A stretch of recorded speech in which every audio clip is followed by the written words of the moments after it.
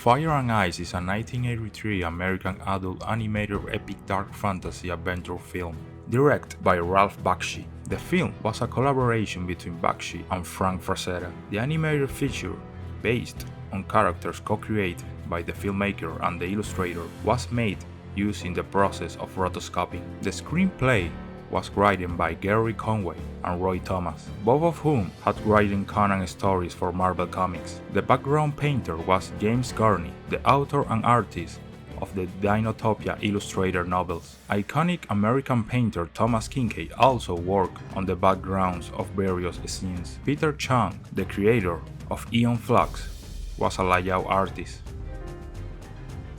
As we can see, there were a bunch of talented people behind this movie, some of the best in their field. So, let's take a look at how Fire and Ice was made. The plot of the film is about the evil Queen Juliana, who from her frozen fortress of Ice Peak and her son Necron sent their hordes of savage demi-humans against the people of the Earth. Necron sent a delegation to King Jarwur, ruler of Fire Keep, a city next to a volcano, to demand he surrender, but it is a maneuver to kidnap his daughter, Princess Tigra.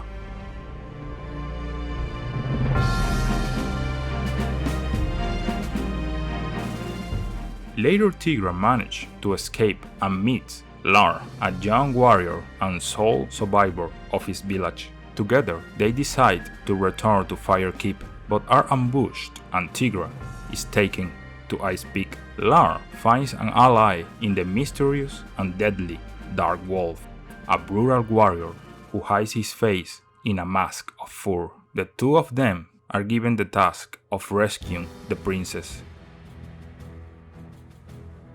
Before talking about the production of the film, we must talk about its director, Ralph Bakshi, who is an innovative American filmmaker and animator, a pioneer in animation for adults with the film Fritz the Cat, a film based on a character by Robert Crumb. He also worked in very recognized movies such as Wizards and the first adaptation of The Lord of the Rings.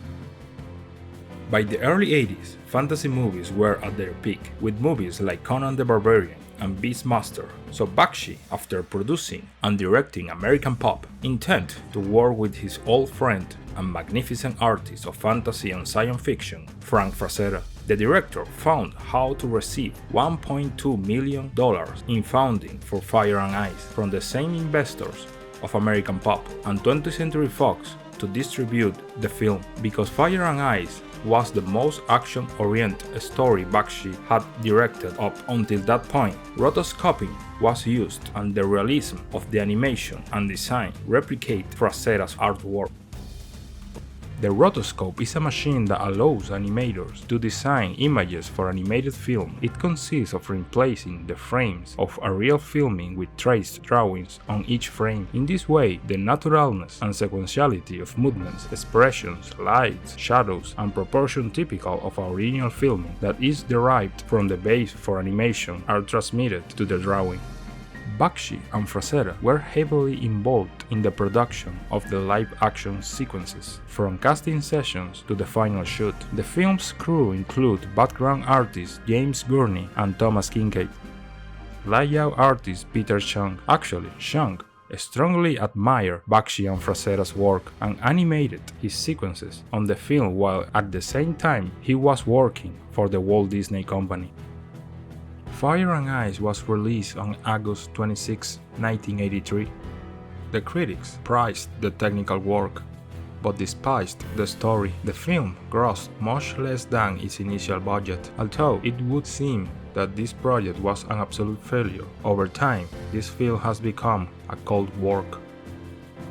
This production is basically an entertaining movie with a very characteristic and attractive visual section. Perhaps the story is a bit predictable, but its characters are memorable and perfectly capture the spirit of Frank Frazetta's creations. All this combined with backgrounds by James Gurney and Thomas Kincaid, making the experience like seeing what it is, works of art in movement.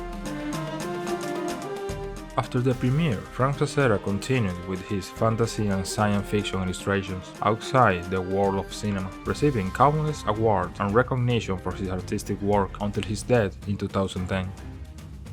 For his part, Bakshi went into temporary retirement after several productions that he planned to carry out did not materialize, so he took the opportunity to focus more on his painting.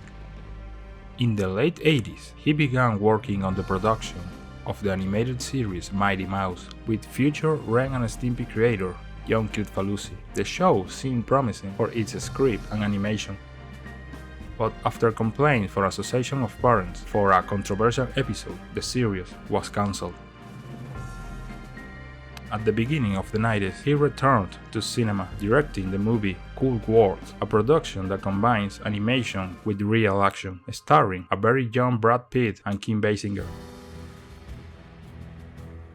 This was his last big production for the cinema. Later, he would return to painting and collaborate with animated series and produce short animated films. One of them can currently be found on YouTube. Last Days of Coney Island. This project was on Kickstarter in 2013 and was released in 2015. Rubbish